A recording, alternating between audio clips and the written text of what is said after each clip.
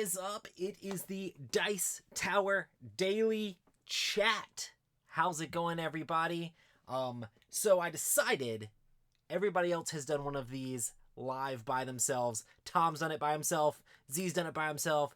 Mike did it by himself. Last time I was going to do this by myself, Jason was like, hey man, let's do it together. And I was like, how can you say no to Jason? So I am here. I am the editor of the Dice Tower. We're going to have some awesome positive conversation, talking with all of you guys. Normally I'm having you guys field lots of questions for whoever the guest is.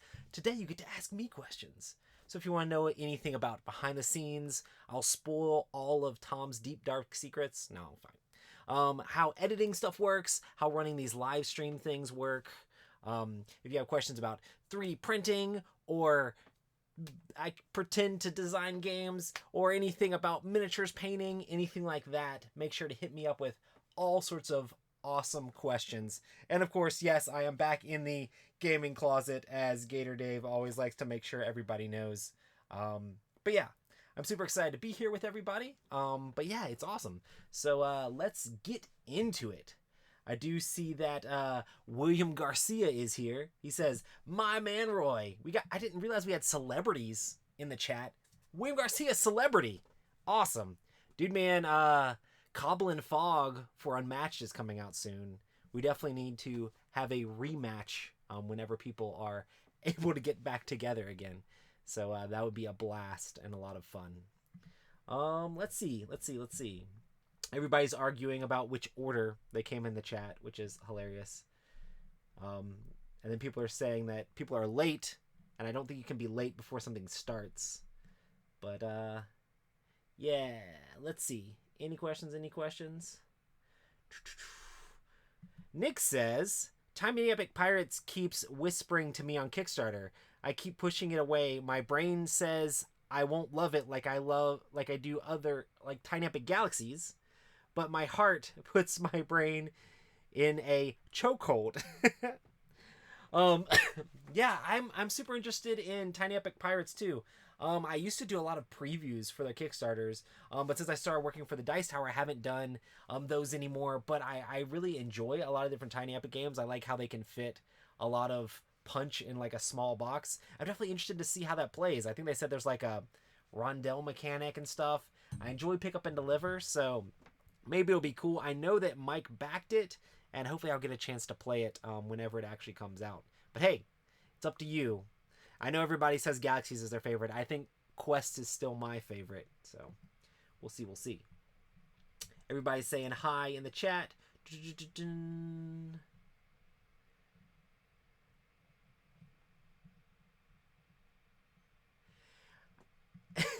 Cannaday says, is Roy the opposite of too loud? Oh no! Battling with microphones here. Turn it up! Hopefully that's not too loud. But now that everybody turned their speakers up so that way they could hear me when I was too low, now I'm too loud. So now you're going to have to turn speakers back down. Roy's streaming from the game closet. No, Jason. Jason's awesome. So it's cool. It's cool. Hi, Kabuki Kid.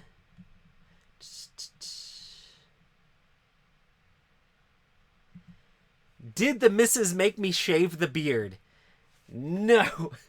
You guys in chat made me shave the beard. Not really. But yeah, it was so funny. Like, I was like not shaving for the longest time to see how long I could like go on with it. But then eventually everybody just kept talking about it in chat.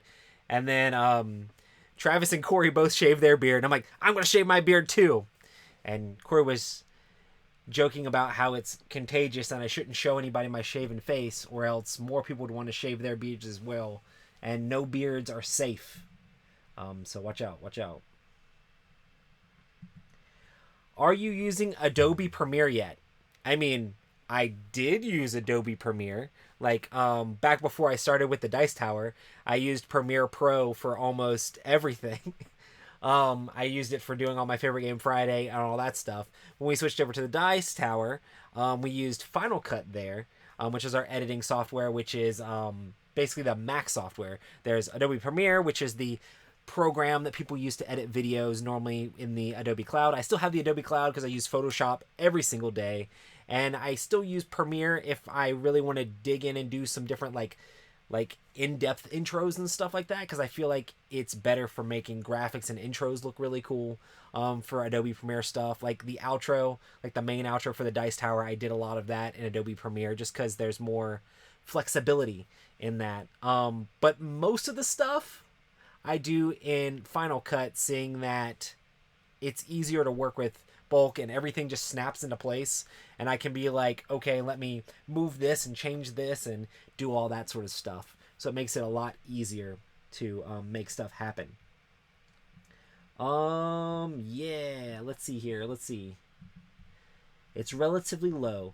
I guess let me know if it's still relatively low. Hopefully, yes, volume is better. Okay, cool. So hopefully that's good. Where is Jason? I'm assuming he's at his house with his parents.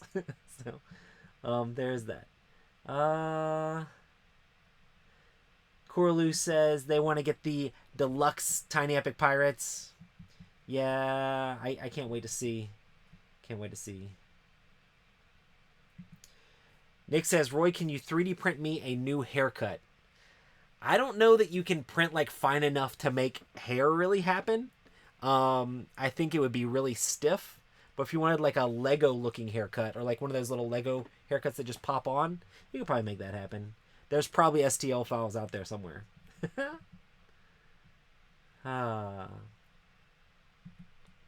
Roy finally answering the age-old question, can you fit Twilight Imperium into a closet, or does it need a full room? It almost needs a full room. I really need to play Twilight Imperium some more. I had a whole episode where we just talked about Twilight Imperium the whole time. But yeah, love that game, and I need to play it more. It looks like Roy's dice figure is trying to turn off the light. Maybe a little bit. Watch this. Ah! Anyway. Funny. Let's see. Any cool questions here? Kabuki Kid says, you were missed during your vacation. There were a reasonable share of technical issues. Oh no, I hate that. I did run several things while I was gone, even though I was behind the scenes. I still ran the Nemesis thing we did, and I did Board Game Breakfast. But all the other live stuff was the guys. I always really want to be there to be able to make sure everything runs smoothly and runs perfectly. There's so many things where I'm like, oh man, I wish that had a better overlay, or I wish that had better graphics, or I wish I could Photoshop something for this or that. It would be awesome to try to like make sure everything looks perfect. But sometimes, it was mine and my wife's 10-year wedding anniversary, so we went out of town, and I actually visited the location where I proposed to her. So that's why I was out, basically. Did I enjoy my vacation? Yes, it was a lot of fun. We went up and saw my nephew, who is, I guess he's almost a year old now. So it was nice to get to see him. And of course I got to spend time with my wife for our anniversary. So that was all really cool.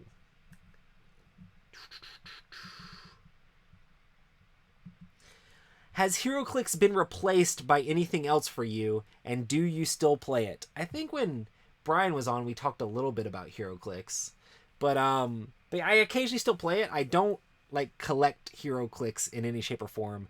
I actually started playing HeroClix like back when it first came out, which I think was like 15 years ago or something like that.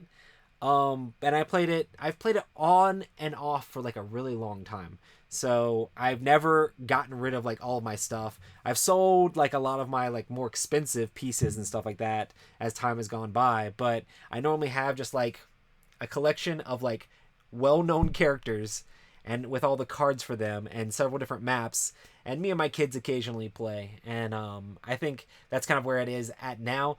Me and Brian were saying that we'd love to have like a big battle royale during one of the like Dice Tower events. I think it'd be a lot of fun to just throw a map out, let everybody draft some characters, and help teach them the game and just play for fun. It's such a game that's very like It's very tactical as you're figuring out where to move the pieces and knowing what the powers do, which is crazy because there's tons of powers in the game. But knowing what they do and trying to line them up and trying to make sure you have the best chance of success, because it's very luck dependent with the dice as well. My son crushed me last time we played, but I wasn't really trying to min-max anything. I was just moving characters and attacking, you know. But that's what you got to do when your kids are 7. You have to not think too hard, or else it won't be as much fun for them.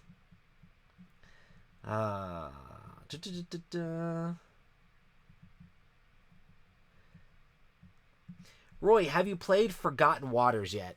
I say kind of played it. Me and Mike played a game of it remotely. We played it over Skype, and we did basically their 2-player variant, which I feel like I'd like the game more without the like variant that they have. They have a variant that makes it where to upgrade your character, you have to spend extra supplies, but it basically goes, you control 3 pirates at the same time, and your upgrades kind of go to all of 3 of your pirates.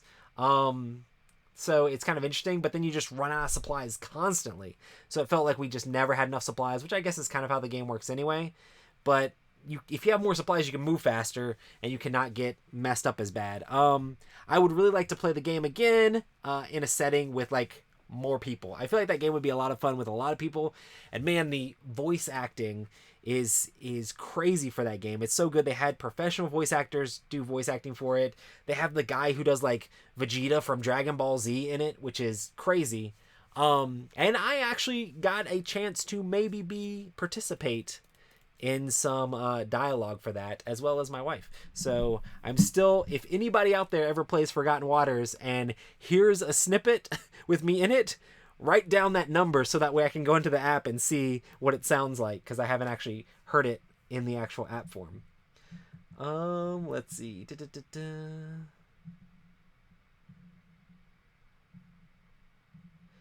Okay.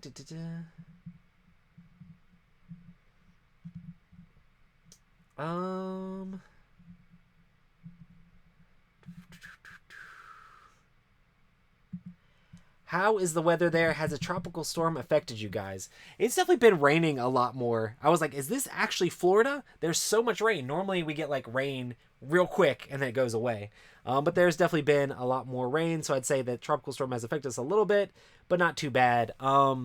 Like a week ago, there was a little bit of like flooding, especially Kenny lives up a little further north than the rest of us. We live down in Homestead. Kenny lives a little bit towards Miami, and he had a little bit of flooding issues in his apartment, but hopefully he was actually able to park somewhere else, and it didn't cause too much issues, and it drained out the next morning. But but yeah, not too bad. Nothing's been actually damaged by the rain, just lots of rain. But it rained yesterday afternoon, but it's been fine all day today, so hopefully it's passed.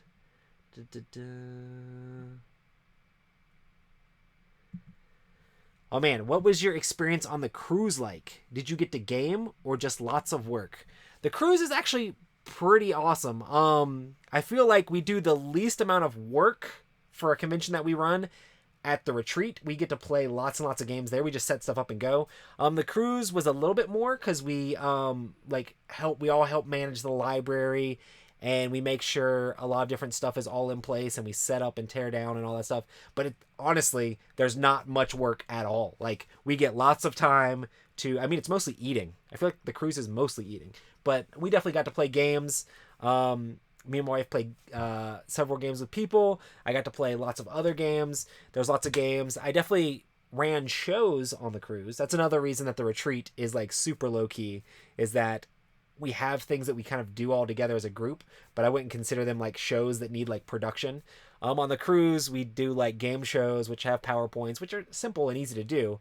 But yeah, I definitely got to play several different games. I did, when I was speaking at the beginning of this, I got to play, William Garcia came on the cruise with us, and I got to play Unmatched with him. I taught people a lot of different games. Alien Frontiers. I taught some people that had never played that before. That was really fun. I also played Champions of Midgard with some people. I played a ton of different stuff. Played some of the crew. I played a bunch of things. And of course I did Heroes of Land, Air, and Sea with some people too. So lots of different games. Did a little bit of playtesting stuff too, but yeah, lots of fun stuff.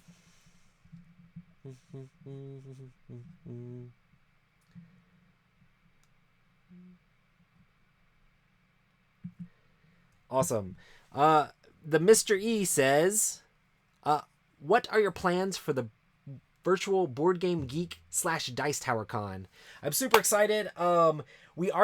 Me and Mike are going to be doing a lot of editing during that time. So I'm going to be doing, getting everything ready for different shows that we're going to be having during that. And then also during the Summer Spectacular. So there's going to be a lot of stuff that needs to be put together for that. But I am going to make sure to make time to get on there and hopefully play games with other people. I'm trying to figure out all the logistics of the event planning for it. And I really want to try to schedule some events. I would really love to play like some Heroes of Land, Air, and Sea, like a big game of it with a bunch of different people, like schedule that over Tabletop Simulator. I really want to figure out like all the games that are on Tabletopia, see what games would be good there. I really want to try to do a bunch of different things and play things, but it really depends on how available I'm going to be, depending on other stuff. But I think like during the nighttime, during the con, I'm just going to be like, okay, time to play games with people. And I really want to schedule a lot of that stuff. So I'm looking into, or we are all looking into, how that's going to work with the scheduling and stuff. Because it'd be really cool to play with a whole bunch of different people.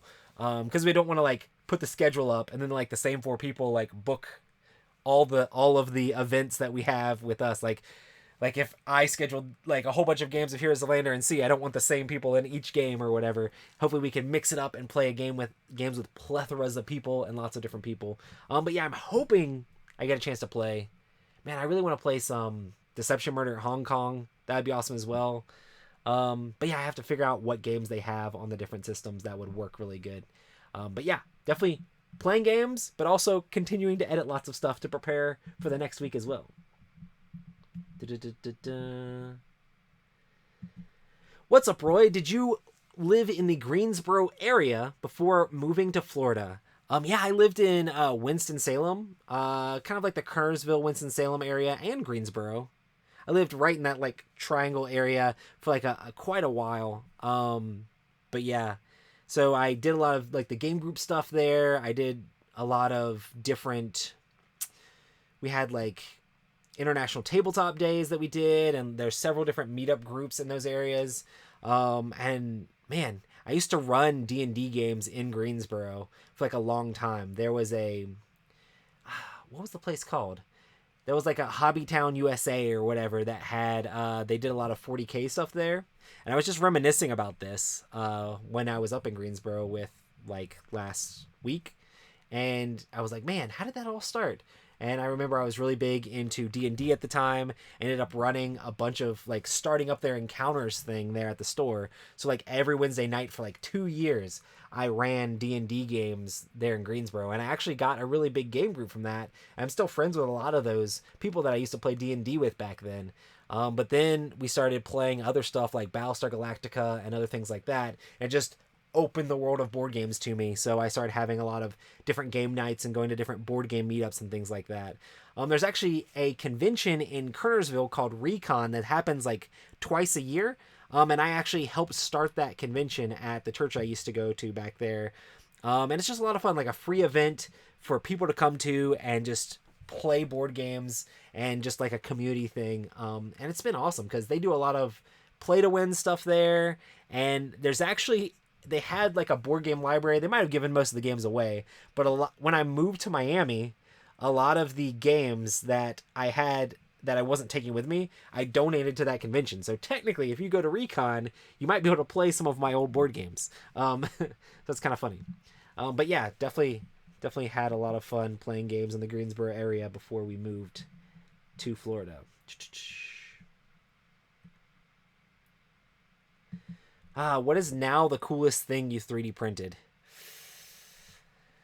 I feel like probably, I mean, I did print a glow-in-the-dark Baby Yoda that I gave to Tom, which I thought was hilarious. But I think that's pretty cool. I've also printed, I actually like designed some different stuff on like Tinkercad for like one of my prototypes and printed that out. And I just think it's really cool to like design something yourself and be able to print it for like a game. I don't know. That concept seems awesome to me. I think more designers or more board game designers could really do lots of cool things with 3D printing in their designs, like being able to, like, if you need different types of pieces, you can print them out. If you need certain types of miniatures, you can print those out, and it allows for like an interesting creativity. Like there was a certain problem, like I can't buy a thing that does what I want to do. Okay, let me create that in Tinkercad and then go and print that out for like what I'm working on. It was pretty cool. The latest thing I 3D printed is this holder for tokens for Marvel Champions. So it holds a bunch of cards and tokens, and I don't know if I like it because it kind of sits flush with the box, and I'm worried that the tokens are going to spill out. Maybe I should just use it and try it, but and see if they all spill out. But it seems like the way that it fits in the box, I'm worried. I wish there was a lid that goes on this, but we'll see. I need to test it out. I haven't actually put it in the box and taken the box anywhere to see if it gets messed up. But that's one of the most recent things I 3D printed.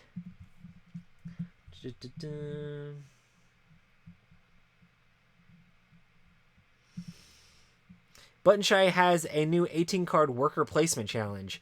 Have you ever submitted a design to one of their challenges? I don't know. I really like big epic games for the most part, and I think the Button Shy games are really cool. But if I was going to design something, and the things I have designed, I don't really want to be limited by that small a component like count. And I think it's cool, and I think the whole contest thing is interesting because I feel like there could be lots of great designs, and you're going to be fighting up against a bunch of different people with these contests, and I'd rather just pitch a game to a publisher, I guess. I don't know. If I felt like my game was really good, I'd want to hone it to the point where I could be like, hey, look at this game. These are the merits of it. This is how it is, instead of just like mailing it off for a contest to see if people like it. I don't know. I feel like there's a lot of competition when you're in a contest. And, you know, worker placement. What is that? Anyway.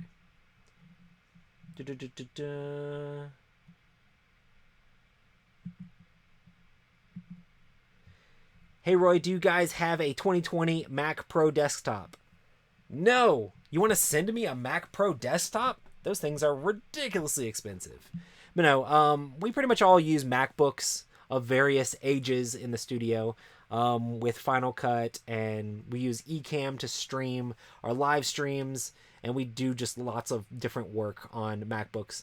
The good thing about MacBooks is they're decently powerful, and we're able to like travel with them, and I've, especially during this whole quarantine thing, like working remote, I can take the computer and take it wherever, so I can work from home and still be able to run our live streams, and then go to, like I said, I actually, when I was in North Carolina last week, I actually worked on some of the live streams just like I normally would from home. I worked on them while I was in North Carolina as well, with the Nemesis and Board Game Breakfast and things like that.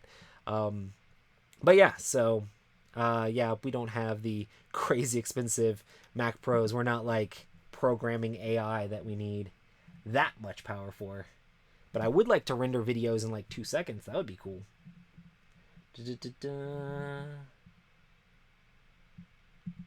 What's for dinner? I already had dinner.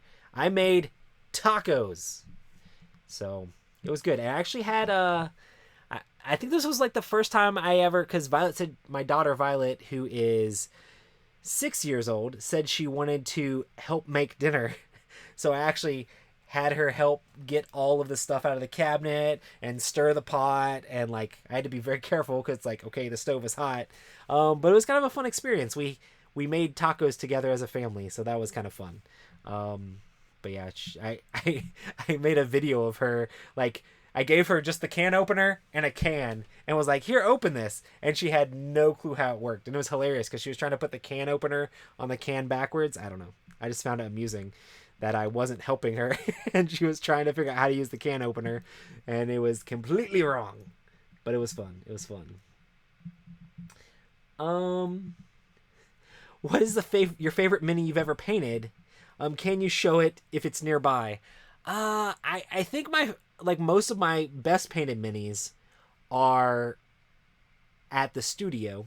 I keep most of my minis there. Like I have a thing. I have like all these 3D printed like hex like shelf things that I put on the wall, and I keep a bunch of minis in there.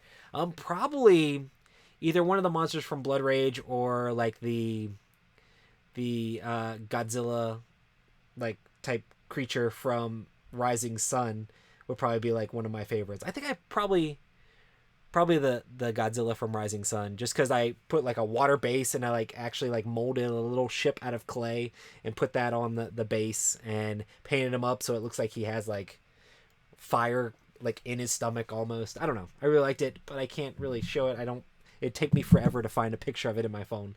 But yeah, I'll have to post it on social media at some point. I'm sure it's way deep in my social media somewhere. Because I post a lot of things, and it's been a while since I painted that one. But yeah, most of them are on the shelf there. I did paint some Heroes of Lander and Sea guys. I painted this.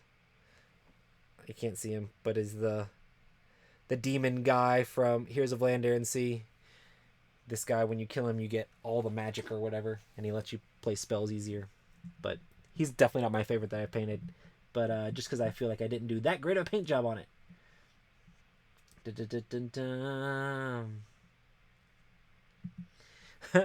All Twilight Imperium fans need to play it more. It's the quintessential never gets to the table game. Yeah, I know. It's one of those games that you have to find the time and schedule it out. Like, you have to be like, okay, this is Twilight Imperium Day. You let all the people who might be interested know, this is Twilight Imperium Day. Who's coming to Twilight Imperium Day? And you plan it out on the schedule. But the thing is, it takes a lot of work to get to the table.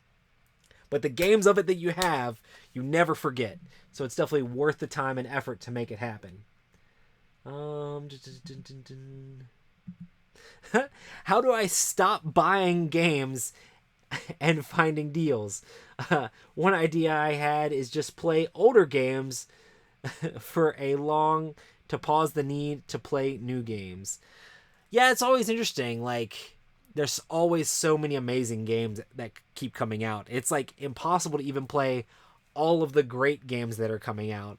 But it's definitely good to go back and take time to play games, especially games on your shelf that you know that you love, you know? It's like, man, like find time to bring those back out.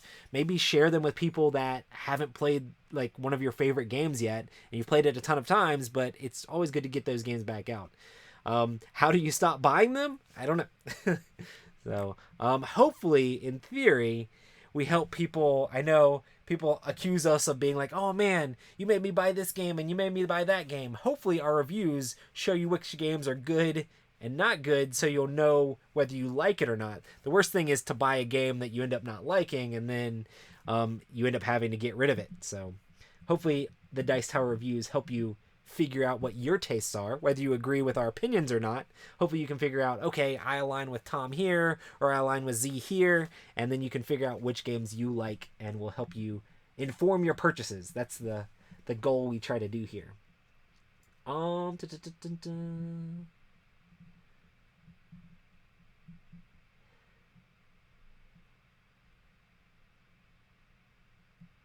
Let's see. Oh yeah, Roy was on vacation. I do have a critique to Roy's vacation photos. Roy, you kept looking confused in the pictures next to your wife, and also next to giant rock walls. I think it was mostly just me being silly. Because in the picture, like with me right beside the mountain, we went to Pilot Mountain in North Carolina, which is like a big mountain thing, and it's actually where me and my wife got engaged. But my wife was trying to like lurk in the background of the picture, so like you could see like her tiny little head in the background of the corner. So I was looking confused because I was trying to angle the phone just right so you could see me and the giant rock behind me, but also my wife tiny in the background. I thought it was fun. But yeah, and we were just making several different silly pictures. I had fun.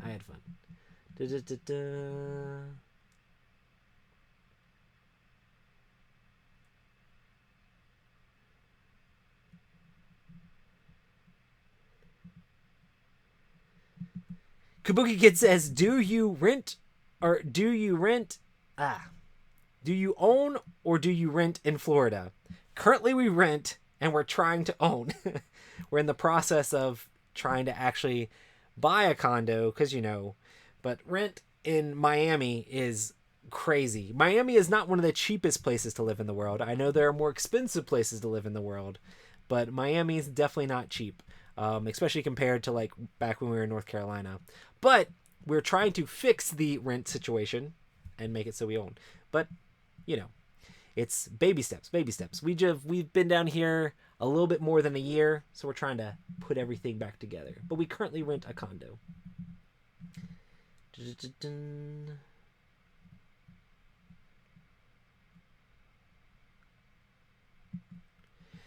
I haven't been paying attention. Is there another battle royale scheduled? What is the topic? So we would have had one this past Wednesday, but I was out of town, so I decided not to put more work on my plate while I was out of town, seeing that I was supposed to be spending time with family.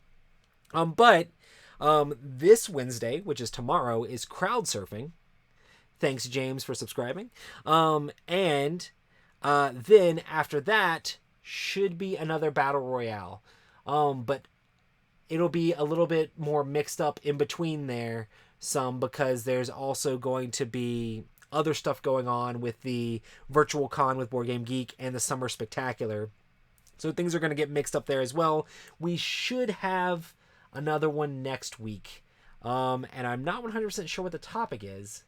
I think we're still on board game topic, but I need to get with Mark Street and Brian Drake. We always talk about it like the weekend before we do it, and I put up a poll in the board game group. But I normally go back and look at comments on the previous videos to get ideas, because at the end of each of those, I'm always asking people, hey, what would you like to see for different topics, for different things? But we're trying to do like one non-board game related one, and then two board game related ones, then one non-board game related one. I think the next one is also board game related. So if anybody has any topic ideas, we've already done 2-player games, and the last one we did was storytelling games. I'm trying to figure out good topics that will give us a pool of games that are different from the pools of games we've currently had, which of course is kind of hard to do, seeing that we're aggregating this from all the different things here. Yay, thanks for more people subscribing. Awesome. Let's see. Oh man, just got Dune. I see it in your background. How is it? What is a good player count?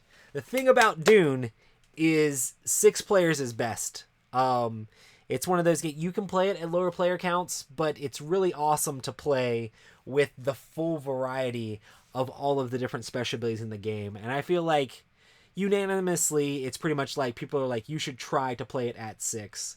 The game kind of scales a little bit depending on the number of players you have, but it's just so much better when you play with the full player count of 6. I really enjoy Dune. Interesting fact, I played Dune with my dad a lot as a kid, probably when I was, I don't know, from 13. I played several times growing up, from 13 all the way up. And then I got Rex when it came out, and now I'm excited to have the new version of Dune as well. And I played it at Dice Tower West with Emerson, and I don't know, I really enjoy the game. It's very interesting. It's very much about like allying yourself with other people and being strategic about your options, but it's definitely one of those like old school games that like if you make the wrong move, you can kind of be wiped out of the game. So you have to be very careful on how you strike and where you strike. But yeah, it's such a fun game and very thematic and really cool to play.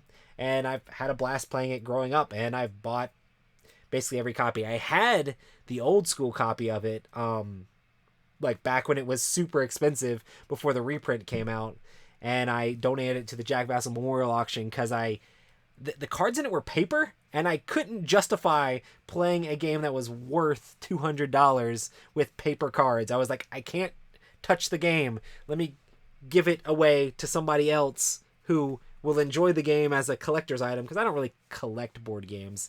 But and hopefully it'll go to a good cause to help out gamers in need. So, and maybe they'll actually feel free to like play it, you know.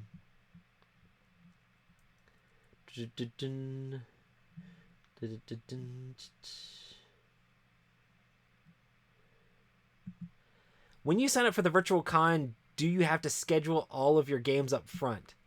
I haven't looked into it too much, but I can't imagine that being the case. I think you schedule games and then it just has to be like approved or something like that. So I think you can continue to schedule games and things like that. I don't think you have to schedule everything up front at all. I think you can mix and match it up in there.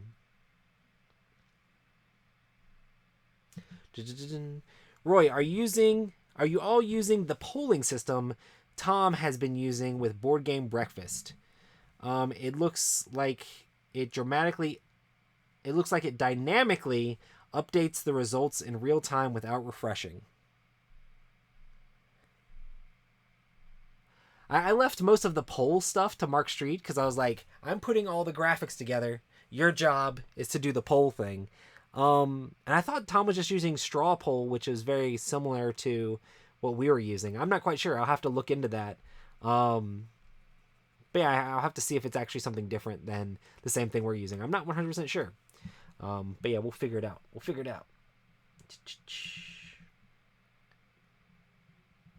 Let's see. Kabuki Kid says, Dune with 6 players, no fewer. Yeah, I pretty much agree. I have played it with less, and it works okay. It's just so much of a better experience when you play it with 6. There is a remote play app for Forgotten Waters now. I know I really want to play. I want to play with a bunch of different people, try to make it happen. Man, that would be a cool one to try during the Summer Spectacular, but I don't know if I know the game well enough to be able to just like solidly teach people how to play. Whenever I teach people at games at like Dice Tower Con or any of those things, I like to know the game really well so that way I can just put it on the table, confidently teach them, and I don't want to have my nose in a rule book at all, because I want to make sure that experience that the other players have is like really good and they see how awesome the game is without having to be like, oh, well, what's this question about this rule or that question about that rule? I don't think Forgotten Waters is that hard. I probably just need to read the rulebook again. But yeah, because I've only played one time and it was remote, and me and Mike were kind of stumbling through it together.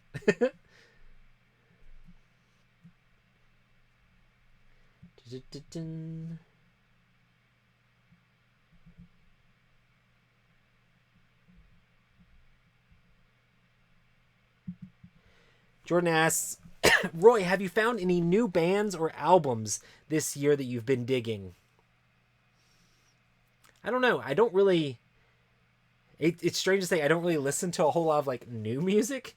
I mostly just like go back and listen to old music that I already really enjoy. I listen to a lot of Pandora and like just put it on like pop punk stations. Yeah, I've enjoyed like a lot of, I guess, Set Your Goals and things like that. Several different older bands that I've heard before but haven't like listened to as much. But yeah, I don't know. I haven't really gotten any new albums this year that I know of.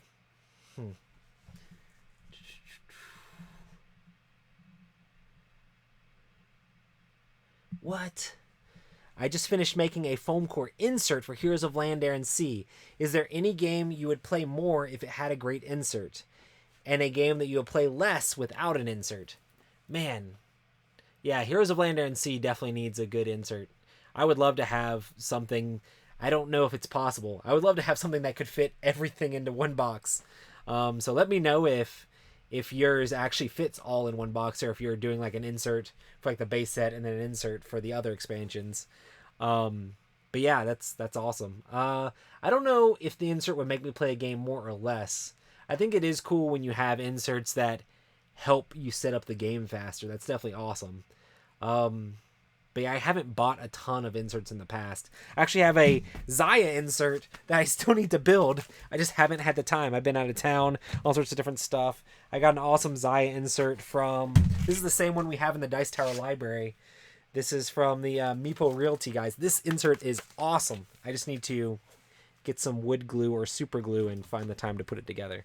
But yeah, we have it in the Dice Tower library, and Tom has gotten that one, and I've really enjoyed playing Zaya with that one, which is cool. I mean, I do like the way inserts help games work.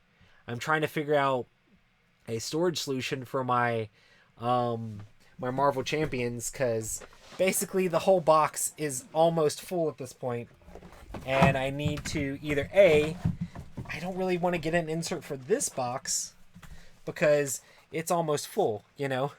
And I don't have anything sleeved. I have nothing sleeved, and this box is almost full with all the stuff.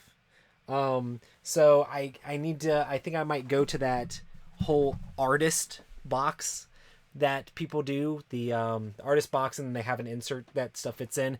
I know Tom has his Dominion stuff in one of those. So I was actually talking to Kenny today about like, I wonder how much those cost and if I could get one to put all my Marvel Champion stuff in. And he's like, oh, well, you're going to have tons of room. And I'm like, that's the idea. I want to have room because I'm going to try. I always fall off the ship with these LCGs. It's so hard to keep up. But I'm trying to keep up with Marvel Champions, so it'll end up taking up a ton of space.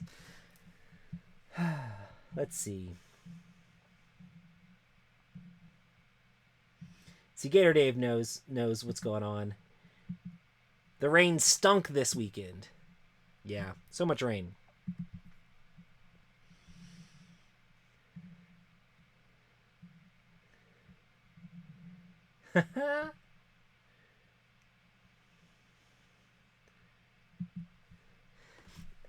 I totally want to hear Roy's character exclaim, "Nice!" after choosing some option or event or something. I'm guessing you're talking about Forgotten Waters. Oh, man. Yeah, I don't think we said nice in any of it at all. They actually gave me a script that I had to read out. It was really cool and really nice of Plaid Hat to include me in it. I was pretty excited to be able to be a part just because I thought it'd be cool. It's all like very minor stuff. They're like, I have a character that has one line. Can you say the line for the character? And they kept saying, oh, well, we found another line that character says. Oh, we found another line that character says. But it was still pretty cool to have it. But some of the stuff they're just like, oh, just kind of use your normal voice. And other things are like, oh, make it sound kind of piratey this way or that way. Or make it sound like excited or scared. So it's pretty interesting. But yeah, definitely very interesting dialogue. Plaid Hat's definitely, I think, Mr. Bistro is their writer over there, and he's just so good. He's done so many of the different stories. Like, he edited the Mice and Mystics stuff.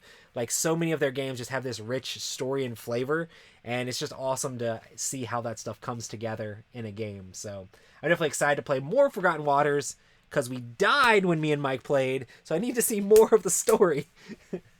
We didn't make it that far. We weren't playing very, very well. It was our first time. Give us a break.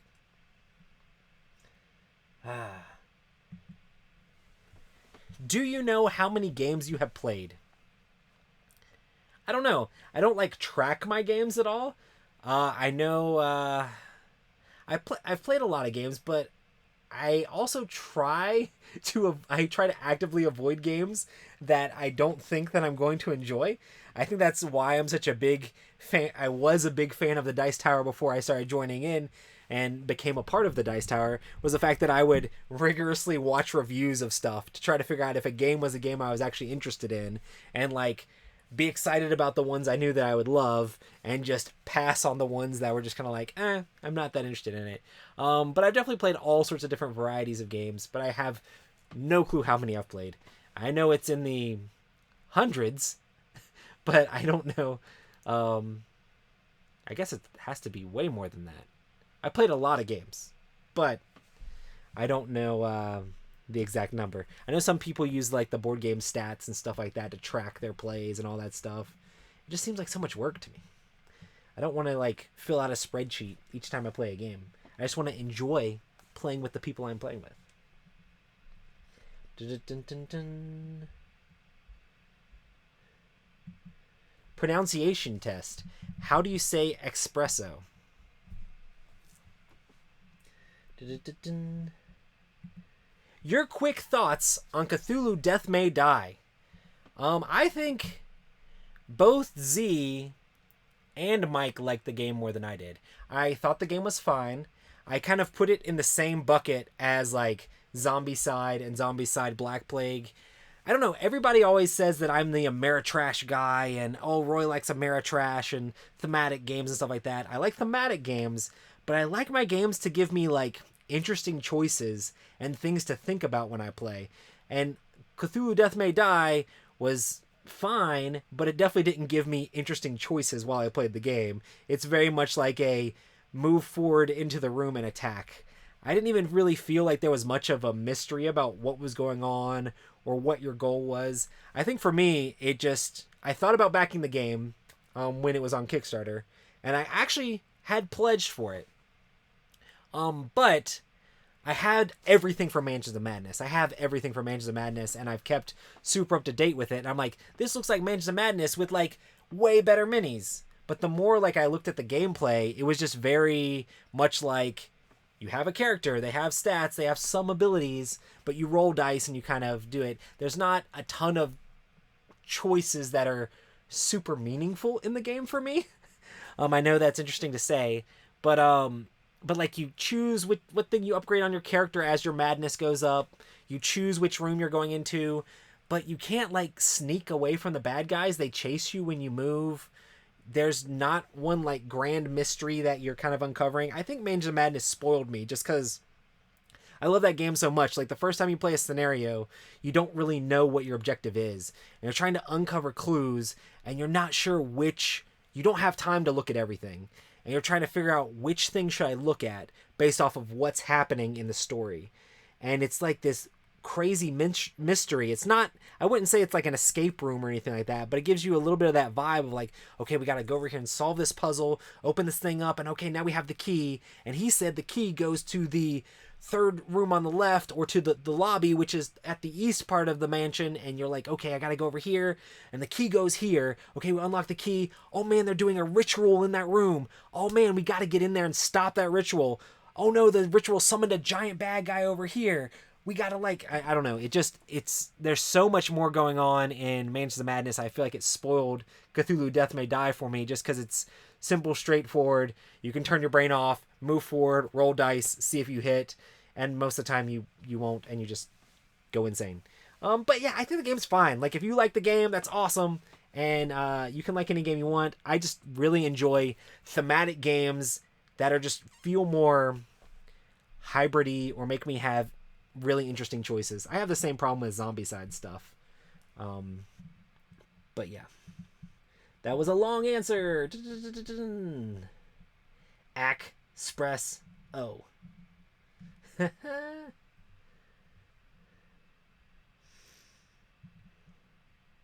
Let's see. Oh, interesting. Have you played much Too Many Bones? If so, do you like it? I played Too Many Bones one time. And I feel like, isn't that game like a little bit of a campaign? I played like one scenario. I thought it was interesting. It definitely has very cool like components with the awesome dice and like the neoprene boards. That's one game that I never owned. I like just played a friend's copy. And I played it once, so I don't have a whole lot of experience with it. It seemed cool, and I think Mike has a lot of the stuff for it. I'd like to try it again. But yeah, I enjoyed what I played, but not enough to know whether or not I would invest in actually buying the game. So, there's that. Da-da-da-da-da. Everyone, close your eyes. I mean it. Close your eyes. Is this an Eric Summer thing? Or we turn the lights off again? I played, my birthday was a couple weeks ago. I know Jason was raving about birthday stuff all last time I was on here. But anyway, that's way past. Nobody say happy birthday. But yeah, we played Werewolf, and I did a moderation for a bunch of awesome people. Guys, they used to be my podcast, some guys from my game group, some friends of the show, like in my old podcast, and then also Crystal played with us, and then Ambi stopped by. It was just a blast. We played a bunch of Werewolf. I think we played like 6 games of Werewolf.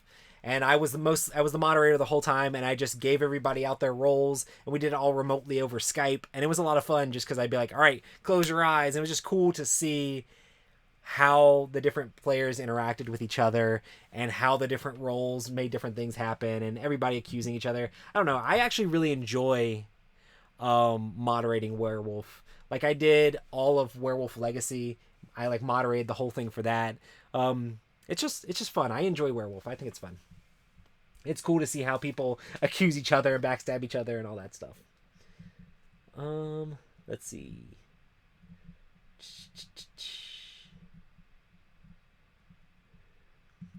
Huh. What versions of D&D do you still own books for?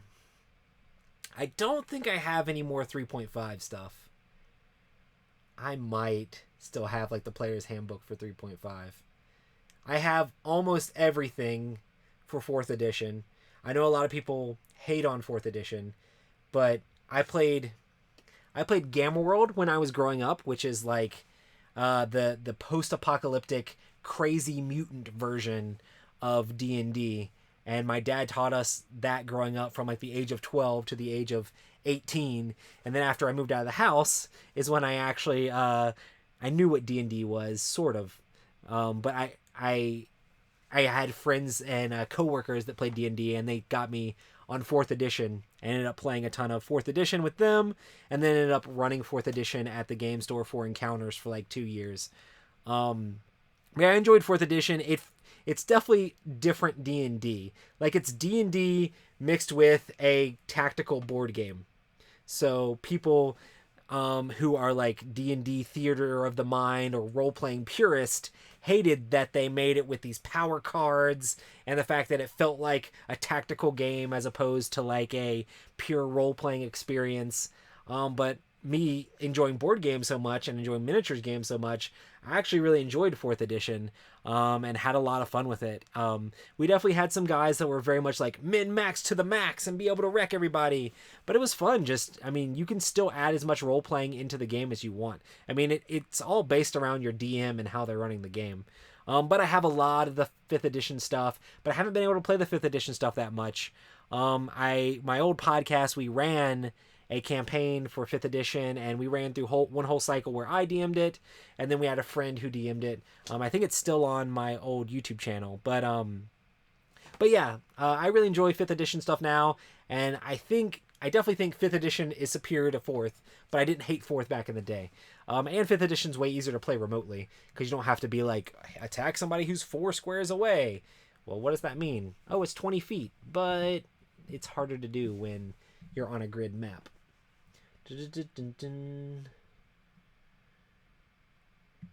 Oh, Brandon asks a really important question. Is there a smaller room in your house that you can broadcast from? My kids' closets are slightly smaller, but they're sleeping, so I was trying to go for the smallest, but as the fact that they're sleeping currently, like, I can't really justify going in much smaller of a room than this one right here.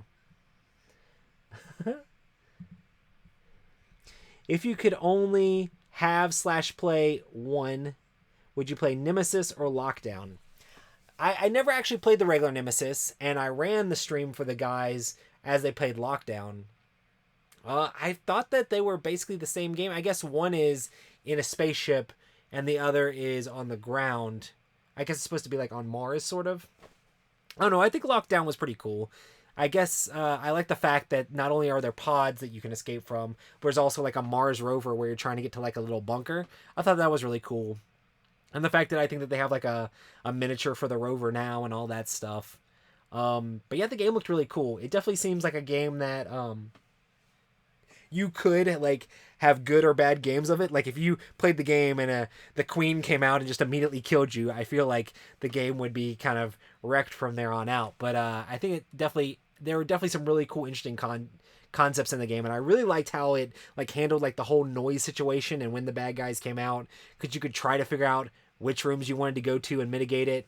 That game, if you haven't watched the Nemesis lockdown preview that we just did on the channel last week, you should definitely go back and check it out. It was fun running it for the guys, and it was hilarious the way things turned out. Definitely a lot of fun with that one. But yeah, I'd probably, if I chose one, I'd probably go for the newer one just to have the newer one. Any room that has its own light switch is a legitimate room. Thank you, Andrew. At least somebody's sticking up for me. Oh, have you played Star Wars Outer Rim yet? What are your thoughts? Oh, man. So I really enjoy Zaya, as you know. I played Star Wars Outer Rim, And the game was interesting. I don't know. I kept getting killed over and over again by the Empire. I feel like maybe the person who was teaching might not have taught the game 100% correctly. I don't know. I don't know how I feel about the game 100%. I like the idea of Star Wars, like, sandboxy type game, but my one play that I had didn't really do it for me.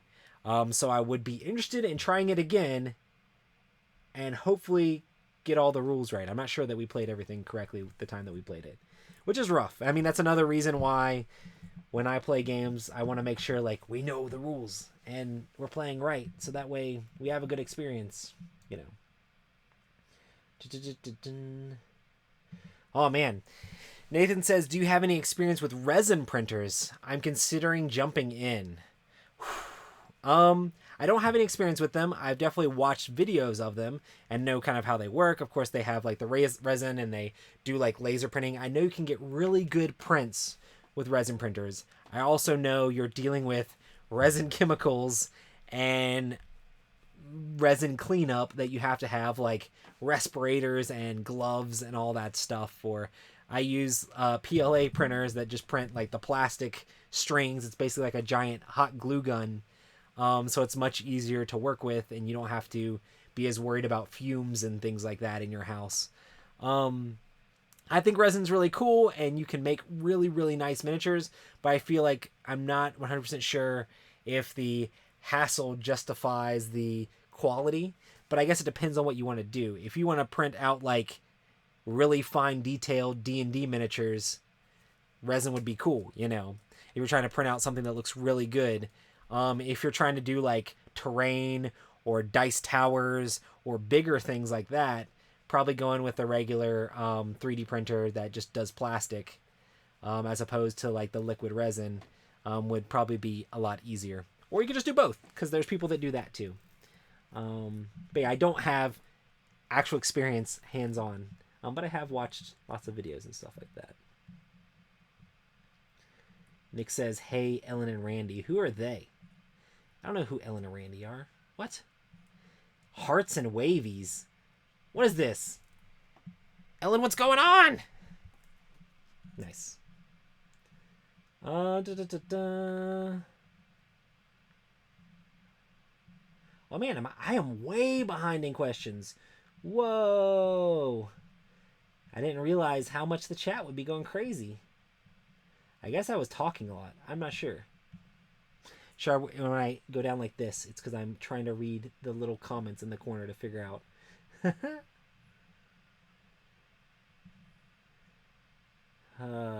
Let's see. Taco Tuesday. Wow, yeah, I am super far behind.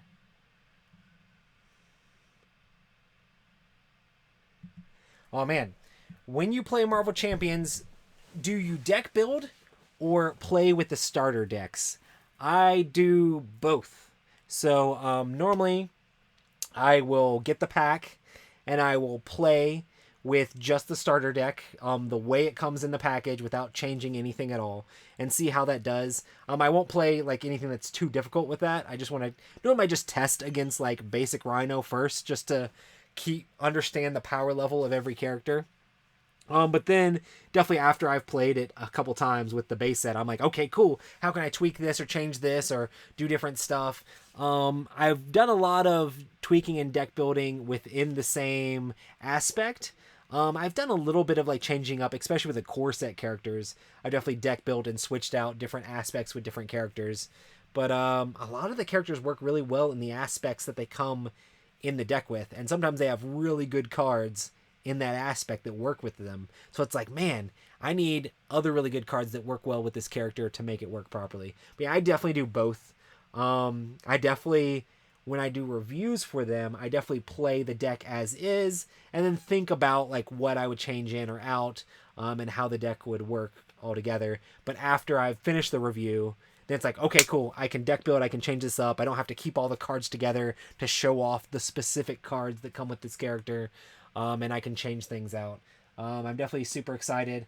I actually bought a second core set because I wanted to be able to build all of the decks because I have every single hero built at the same time. which of course makes it so that you don't necessarily have as powerful of a hero, because the good cards, like the really good cards that you only have 3 of, kind of go in one deck or in certain decks, so you're not going to be able to min-max your character as much.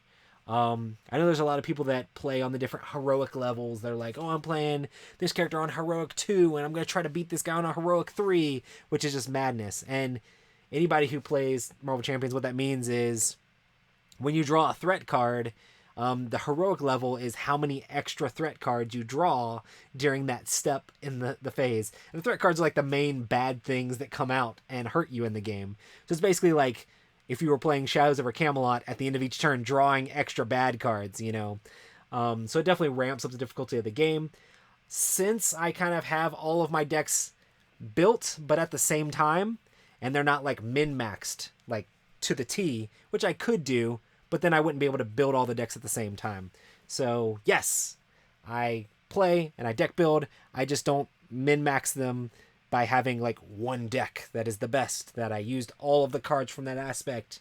I took the cards from Miss Marvel and the cards from this other thing and the cards from this other thing and put them into this deck, and now this character's great. So I can play at heroic 5 and still lose, you know. I really enjoy the game though. I've been playing it a ton. And I mean, I just got it as second core set. So, oh my goodness, I'm so far behind. We'll take a couple more questions here before we call this.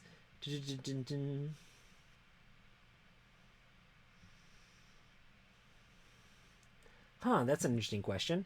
What game will you never play again, but you are glad you played at least once? The first thing that came to mind is me and Tom played a game. I know this probably doesn't count, but we played a game. There's a unsanctioned box for Magic the Gathering that had all these like unhinged and unglued and crazy things like that in it for Magic the Gathering. Me and Tom played that live, and shenanigans ensued. And the cards in that set or in that box are just so crazy. Like, it makes it actually difficult to play the game of Magic the Gathering, because it's like the specialties are so crazy and wacky. We actually literally ended up like taking our decks and starting a mini game underneath the table, which I thought was hilarious and fun, and it definitely made for entertaining like live streaming. I'm not sure which video that was in, but that was a while back. I think it was just like a Magic the Gathering thing that me and Tom did, like Roy versus Tom, Magic the Gathering, and we played several games of Magic the Gathering. But yeah, it was crazy, it was insane, and I'm never gonna play that unsanctioned box again, just because, for one, I can't top that experience of making Tom Vassell climb underneath a board game table, and two, it's so hard to actually play the game of Magic with these extremely weird cards. But it was hilarious. Let's see. Okay. Let's see if I can find one more question. I know I'm so far behind.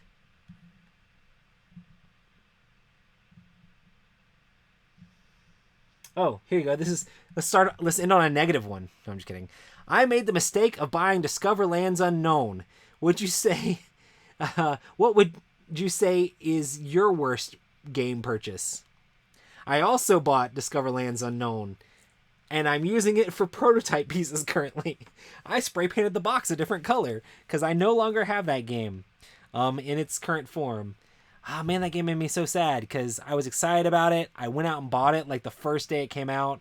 And this is why watching Tom Vassell's reviews are important, because he told me that the game was garbage after I already bought it, and I should have watched his review first to know if it was good or not. But I was so excited with the pedigree of Corey Kineska and the crew, and it being a one of the unique games. I was so excited about it, but I just felt like there was a little bit of missed opportunity there. It didn't feel like it really should. It wasn't quite as engaging as I wanted to be. I don't know what my worst game would be.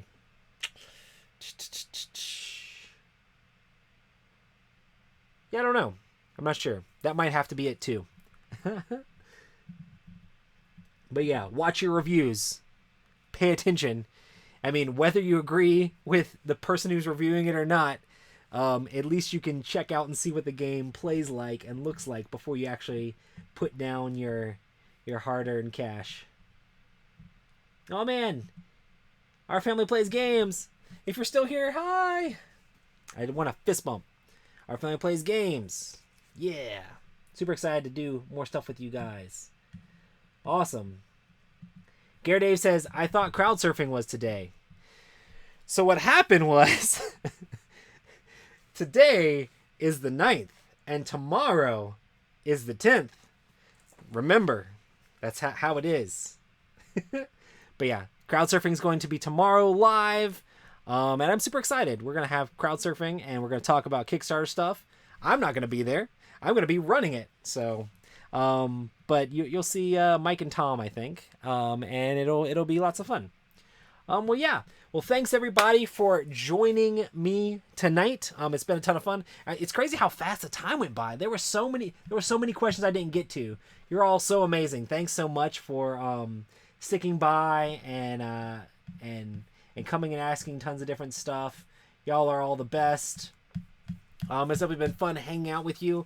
Man, I did this by myself, and I'm like, oh man, I hope there's enough questions. I hope that I'm able to fill the whole time out properly. Hey, thanks Neo for subscribing.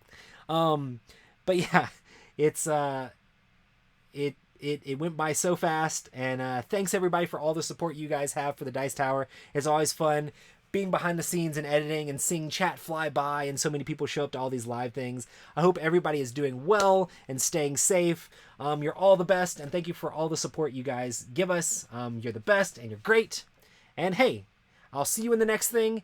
Even if you don't see me, I will be there making things happen behind the scenes. Ooh.